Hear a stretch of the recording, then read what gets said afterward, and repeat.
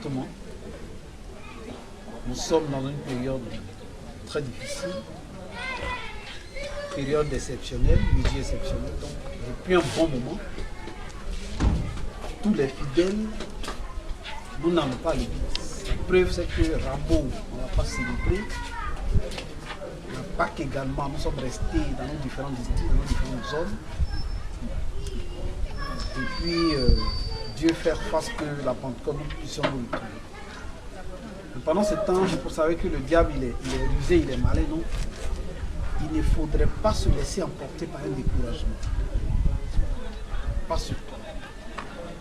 C'est vrai qu'on profitera des occasions pour arracher quelques 2-3 mots au suprême qui pourront motiver les fidèles, parce que je me rappelle la dernière publication du prédicateur suprême, samedi passé, a fait réagir les gens jusqu'à 1500 et ça n'a plus. Donc vraiment, je voudrais exhorter les fidèles à garder cette étape. Ceux qui aujourd'hui, nous qui sommes à Abidjan, ceux qui aujourd'hui n'ont plus droit au temple pour les prières le matin, dans le livre 12b, il a été, le suprême, le prophète Paul, il a été clair. Il faut se lever, se laver, et à 6 heures dans ta chambre, tu peux chanter une fois, un chant d'invocation, un chant d'entrée à l'église le matin. Et puis, tu fais tes vœux comme une prière d'introduction, comme on le fait les prédicateurs, ils le font aussi bien les dimanches ou les jours ordinaires. Et puis, tu récites les 3 prières fondamentales. Un chant après, tu récites également, formule tes vœux comme on le fait à la prière du matin ou du soir. Et puis après, tu peux prier pour toutes les personnes, les prières générales, bien sûr. Et puis après ça, tu chantes, tu récites notre Père qui est dessus. Il faut toujours rester attaché à la prière. C'est par les prières, par notre contact avec Dieu, que nous serons sauvés. Si nous lâchons, si nous nous déconnectons, comme on le dit, le diable ne voudra que nous affaiblir et ne voudra que nous faire du mal. Alors, il ne faut plus jamais laisser. Dès l'instant où nous avons des péchés à confesser, nous avons souvenir des actes que nous avons posés qui ne sont pas en phase avec Dieu, qui sont les portes d'entrée du diable dans notre vie. Il faut aussitôt chercher un prédicateur, un serviteur de Dieu pour te confesser afin que cette faille-là soit fermée. Ne lâchons pas parce que nous sommes à la maison. Ce n'est pas parce que nous sommes à la maison que les lois de Dieu sont inefficaces. Les lois existent, les commandements, les tableaux de béatitude existent, les recommandations existent. Il y a des recommandations fermes. Nous les dirons et nous allons les accepter, nous allons les mettre en application. Gardons cette foi que nous avons eue déjà, soyons sereins, c'est une étape qui va passer. Nous allons retrouver les temps, nous allons retrouver les heures de prière, ce n'est pas l'occasion de se décourager. C'est ce que je voulais dire d'avance, pour que les uns les autres sachent que même quand on ne va pas à l'église, même quand on n'a pas contacté les lieux de prière, les temples et autres, on doit soi-même rester en prière. Il est impérieux pour chacun d'entre nous. Quand tu as fait cette prière chez toi à la maison, ça peut finir jusqu'à 6h15, tu es parti au travail. Mais dès l'instant où tu arrives à ton lieu de travail, il faut te confier à Dieu. Parce que les tâches que ton patron va te confier, ou ta hiérarchie va te confier, il faut que Dieu t'inspire pour ne pas qu'il te trompe. C'est quand tu seras assidu, correct dans les tâches à accomplir, que tes patrons vont te faire des promotions. Et à chaque fois, lorsque tu veux quitter ton bureau, confie ton départ à la maison à Dieu. Tout ça, on doit rester toujours en prière. Les femmes, aujourd'hui c'est difficile, mais il faut qu'elles appliquent. Quand on va au marché, le matin tu as fait ta prière, tu vas au marché, au retour du marché, tu dois prier sur les condiments que tu dois préparer. La dernière information que nous avons reçue la dernière fois, pour laquelle on a eu des prières aussi intenses, c'est que l'esprit maintenant a décidé de rester très loin pour suivre toutes les nourritures que nous allons avoir. Donc, le prédicateur se met en donner des recommandations qu'il faut suivre. Et avec ça, je crois qu'on se met à l'abri. Et le reste va faire tout le temps jusqu'à ce qu'on retrouve certainement par la grâce de Dieu la Pentecôte et qu'on puisse célébrer la descente de l'Esprit Saint tous ensemble. Déjà, après l'exhortation, je voudrais demander à chacun d'entre nous de nous montrer un tant soit peu l'importance d'une prière. En fait, la prière, c'est une adresse à Dieu. Donc, c'est une communication avec le Père. Un enfant qui vient à la maison, qui a des demandes à l'école, qui a des besoins à l'école, va vers son père et s'adresse à son père dans des positions très recommandées. Alors, la prière, elle est très importante. Aussi importante qu'on ne peut s'imaginer. Il est donc, il ne faut pas sortir de son domicile parce que les offices, les temples sont fermés, les offices ne sont pas comme on le fait. On sort de chez nous sans prière. La prière est très importante. Nous le remarquons dans le jeûne de Jésus-Christ. Il a jeûné. Dieu, si on peut le dire, a prié. Donc, ce n'est pas nous qui sommes humains, loin des péchés, dans les péchés tous les jours, qui n'allons pas prier. Il faut rester. Le message que je ne veux pas faire passer. Il faut rester concentré dans les prières, surtout les prédicateurs. Il y a des heures de prière. Lorsqu'on demande des choses à Dieu, le Suprême le disait la dernière fois, il faut insister. Donc les prières de 1h du matin, les prières de 2h du matin, les prières de 4h du matin sont très importantes pour le prédicateur. Et puis même tous les fidèles. Souvent on dit qu'on demande beaucoup de choses à Dieu, on n'a pas ce qu'on demande, mais certainement les demandes sont mal faites. Les prières expédiées. Le matin, je suis pressé, je me mets à genoux rapidement, Père Créateur, pardonne-moi mes péchés, accompagne-moi au nom du Père, du Fils et de l'Esprit. Amen. Le Notre Père qui est aussi, on ne le récite pas avec une classe, on le récite d'une manière expédiée. Ça, je suis sûr que Dieu ne nous écoute pas. Donc, la prière pour nous, fidèles chrétiens, fidèles de Paul Bédi surtout, elle est très très importante. Aujourd'hui, là, on ne doit pas manger parce qu'il faut manger. Tu arrives, avant d'arriver à la maison, quand le repas est prêt, tu peux juste prendre une partie du coup de riz pour mettre dans le pain. Maintenant, c'est interdit. C'est pour nous montrer que la prière sur les nourritures, la prière à la maison, c'est très important. On doit apprendre à nos enfants, on doit leur apprendre déjà à s'habituer aux prières. C'est vrai qu'il ne se lève pas très tôt comme nous, mais dès qu'il s'est levé, qu'il s'est lavé, il faut lui imposer de se laver. Quand il s'est fini de se laver, il faut lui demander de prier d'abord. Il fait ses vœux, il remercie notre Père qui est aux cieux, et puis il peut aller prendre son petit déjeuner. Les parents qui n'ont pas encore cette habitude de le faire, d'imposer à ses enfants, il faut qu'on le fasse. Les heures de prière, c'est 6h et 20h. Les enfants doivent s'habituer à ça. Plus ils vont s'habituer à ça, plus quand ils seront grands, ils prendront la relève. À un moment donné, d'ici, si on a la chance que le prophète peut venir revient dans 20 ans, dans 25 ans, dans 20 ans, alors on aura fini avec, on sera certainement vieux, mais physiquement, au point. Il faut que nos enfants prennent la relève. Parce que lui-même, il dit, vos enfants, vos petits-enfants, vos petits-enfants feront le mieux que vous. Donc, cette relève, nous devons l'assurer dans les prières. Alors, il faut qu'on apprenne aux enfants comment il faut prier. Il faut éviter également de pouvoir copier des prières inscrites dans les documents que nous recevons ailleurs. Beaucoup de personnes, souvent, vont s'atteler sur le net pour dire, mais la prière, c'est ce que tu veux demander à Dieu. Non, ça n'a pas été une prière collée. On n'a jamais vu le prédicateur suprême lire un document avant de prier. Quand tu te mets à genoux, Dieu t'inspire. Ce que tu veux demander à Dieu, tu l'as déjà. On n'a pas besoin de copier. On peut utiliser des phrases qu'on a entendues ailleurs, mais copier une phrase dans un document pour dire Père Créateur, exauce-nous. Il y a des prières que les autres font. Dieu dit, lorsqu'on multiplie les paroles vaines dans une prière, nous sommes appelés des incrédules. Je veux réussir mon concours, Père Créateur, tu sais ma situation, je veux faire ton Dieu, je veux être prédicateur, faire en sorte que je réussisse à ce concours et que ton nom glorieux, ton nom soit glorifié dans ma famille. C'est tout notre Père qui est dessus. Lui-même, il connaît mieux la demande que nous allons lui exposer que nous. On n'a pas besoin de multiplier des paroles vaines pour montrer aux gens qu'on prie, ou même pour montrer aux autres que la prière a duré. Non. On peut faire une prière de 5 minutes qui peut être porteuse qu'une prière de 50 minutes, 60 minutes. Il disait à un monsieur la dernière fois, un pasteur, il se réveille à 4 h du matin, il peut passer 1 heure en train de crier. Le feu de l'Esprit Saint. Mais les fidèles sont venus chez lui 2 fois. Un groupe de fidèles. Quand ils ont fini, ils sont partis, ils ne sont pas satisfaits. Et un fidèle qui est venu me voir, il a dit, bon, voilà comment il faut prier pour ton concours. Il n'a pas payé ses frais, il a réussi à se... Donc, ce n'est pas les longues prières qui comptent. Ce n'est pas les prières qui comptent. Mais il faut être concis et précis. Il ne faut pas aller balader comme les autres. Dieu là, il sait ce que nous voulons lui demander 20 ans, 30 ans avant. Il dira que le lundi 20 avril 2020, monsieur Tant devait me demander tant. Il sait ça déjà. Donc, il t'appelle à formuler le vœu que tu veux et puis bon, il écrit pour lui, c'est bon. On n'a pas besoin de faire une prière d'1 heure. Les évangiles n'ont rien à voir avec les prières. On utilise les évangiles comme les bouquets dans la vie pour agir. Mais la prière, c'est ce que tu veux. Je vais au travail ce matin, faire en sorte que mon patron ne puisse pas me haïr.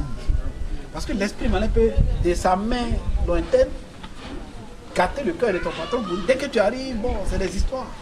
Quand tu formules ce vœu et que tu es entendu, il va enlever ça. Voilà, donc les longues prières, les prières avec des paroles vaines, on veut prier comme les autres églises. Ou bien souvent on le dit même d'une manière sans avoir le fond. On veut prier comme les catholiques, on veut prier comme les évangéliques, on veut prier comme les... L'église improportionnelle est une particularité dans la vie chrétienne. Elle a ses spécificités, elle ne doit copier une valeur nulle part ailleurs. Dans le livre 12b, le suprême a été le prédicateur suprême de son père, le prophète, il déclare comment il faut prier. Et je ramène les hommes aussi qui sont dans les autres congrégations au chapitre 6 de Matthieu. Quand Simon-Pierre a demandé à Jésus-Christ, Rabbi, comment nous devons prier désormais? Il a répondu en disant, vous devez prier de la sorte, notre Père qui est aux cieux, que ton nom soit sanctifié, que ton règne vienne. Imaginez que ceux qui sont ailleurs, qui ne connaissent pas cette prière, ils ne prient pas. Oui. Parce que Jésus a répondu à cette question. Donc tous ceux qui prient les matins, quand tu as formulé tes vœux, tu as résidé notre Père qui est aux cieux. La version originale dite par le prophète Paul dit. Quand tu n'as pas cette version originale, pour Dieu, tu n'as pas prié. Il y a un ami qui me disait, attends, toi-même, on a fait des années de fac ensemble. Aujourd'hui, nous sommes logés à des postes aussi importants, mais c'est nous qui venons te demander des crédits.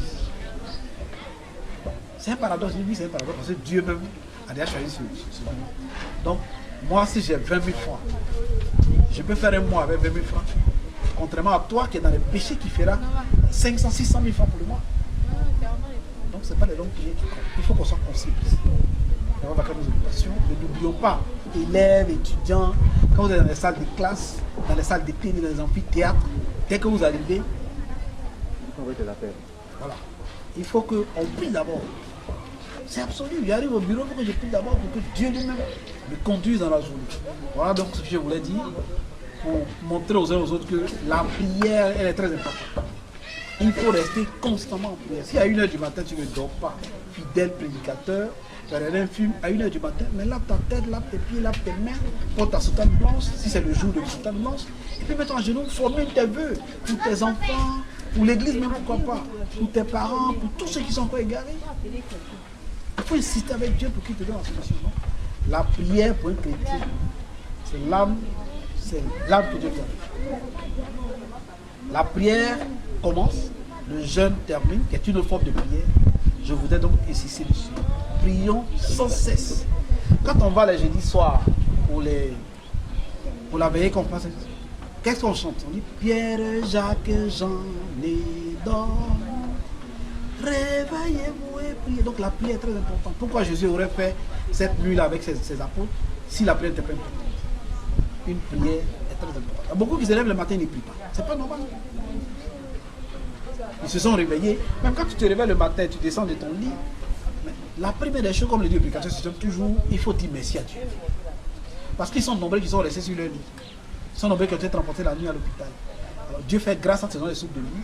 Il faut que tu le fasses. Sinon, lorsqu'on ne prie pas, on n'est pas chrétien. On n'est pas chrétien et puis quand tu n'as pas la prière tous les jours, tu ne peux pas donner accès à une meilleure vie. Il faut constamment éviter les paroles vaines dans les prières, demander ce qu'on veut exactement à Dieu. Ma femme enceinte, je voulais qu'elle accouche par la voix basse. C'est toi et toi seul qui est le maître, qui est l'infirmier. qui est le médecin, qui est le gynéco, agit, voilà. Notre Père qui est aussi, c'est tout. Que Dieu nous aide à rester constants, à rester connectés, que demain nous avons la vie éternelle en ce moment. Amen. Je reviens sur un fait également important pour nous les chrétiens. Beaucoup de chrétiens disent que Jésus est Dieu. Dans le fond et dans la gestion des choses, ils n'ont pas tort. Parce que depuis sa venue sur la terre, ayant fait la volonté de son Père à sa grande satisfaction, le Père Dieu lui a donné tout. Donc aujourd'hui Dieu se repose et c'est lui qui a la place du Père, comme un Père qui peut hériter, un enfant qui peut hériter de son Père. Mais dans la chose vraie des choses, Dieu homme est à part, Jésus fils est à part homme, et puis tous les saints les suivent. Donc si c'est à cette étiquette qu'on dit que Jésus est Dieu, non, on dit, généralement les évangélistes disent qu'il est Dieu, il s'est fait chair, il est venu sur terre. Jésus-Christ au commencement était aussi. Il était avec son Père Dieu, son église fait qu'elle avait dit Satan. Et puis l'ange Gabriel qui était l'envoyé spécial de Dieu. Donc on revient à la genèse du monde. Avec cette genèse du monde, aucun chrétien ne peut dire que Jésus est Dieu. Il n'est pas Dieu. Le Père Dieu existe. C'est lui qui a créé la terre et le ciel, c'est lui qui a conçu Jésus lui-même, c'est lui qui a conçu Christ, c'est lui qui a conçu l'ange Gabriel, c'est lui qui a conçu toute la terre. Donc ne nous trompons pas. On ne peut pas confondre le Père et le Fils. Dans toutes les familles, il y a le Père, il y a le Fils, ou il y a le Père, ou il y a les Fils, ou il y a le Père, ou il y a les Fils. Donc Jésus, à ce titre-là, n'est pas Dieu. Mais de par la faisabilité des valeurs de la terre, il est concevoir les hommes, protéger les hommes sur la terre, leur amener l'Esprit Saint, leur faire des grossesses, des maternités, débloquer les situations. C'est Dieu qui le fait. Aujourd'hui, il a donné toute cette carte à Jésus. Donc, si c'est sur ce plan qu'on dit que Jésus est Dieu, il n'est pas Dieu humain, comme Dieu, comme il a dit lui-même. Il a toujours fait la différence quand il est sur la terre. Quand on regardait tous les versets de la Bible où il a parlé, où ça a été écrit, il a toujours dit si tu es à tel niveau, tu ne seras pas en avec moi. Et lorsqu'on revient même sur sa mort, sur le mont Golgotha, il a dit Père, pourquoi m'abandonnes-tu? Il aurait dû dire pourquoi je m'abandonne? Pourquoi m'abandonnes? Il disait toujours Père, pourquoi m'abandonnes-tu?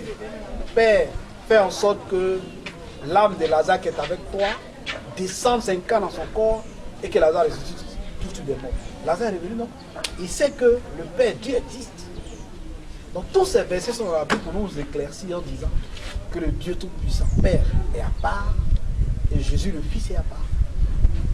Une autre raison qui démontre que le Père est là et Jésus est là. Quand il est monté au ciel après la montée du ciel, le jour de l'ascension, qu'est-ce qu'il a dit au Père Tout-Puissant? Son Père lui a dit je te donne tout. Il a répliqué en disant mais quand les gens vont venir ici, dans ce royaume, comment pourront connaître la différence entre le Père et le Fils? Donc toi mon Père, tu gardes la barbe blanche et les cheveux blancs. Moi, Jésus-Christ, je garde les cheveux noirs et la barbe noire. Et tous les autres doivent s'enlever là-bas pour qu'on fasse la différence entre le Père et le Fils, qui est logique, et puis les autres. S'il était Dieu lui-même, quand il est monté, il n'aurait pas dû s'adresser à son Père en disant tu gardes la barbe blanche, tu gardes les cheveux blancs, et moi je garde la barbe noire, les cheveux noirs. Il se serait assis sur son trône et il serait incarné en Dieu pour dire non, je suis le C'est vrai que le Père, le Fils, l'Esprit Saint forment un. Mais dans la matière humaine, le Père est à part, Jésus est à part, l'Esprit Saint est une force avec laquelle il travaille.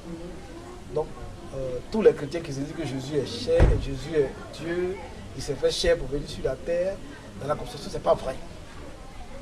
Ce n'est pas vrai. Dieu ne meurt pas. Oh, Jésus a été mis en mort. Si Dieu meurt, le monde devient quoi? Donc c'est parce qu'ils ne sont pas identiques, ils sont identiques dans la conception. Mais c'est parce qu'ils ne sont pas les mêmes que lui, Jésus, Fils, il s'est fait mourir sur la croix. Il a souffert pour nous qui avons été des générations après. Et il a démontré qu'après la vie sur terre, il y a la mort, c'est vrai, mais après la mort, il y a l'autre. Dieu ne meurt pas.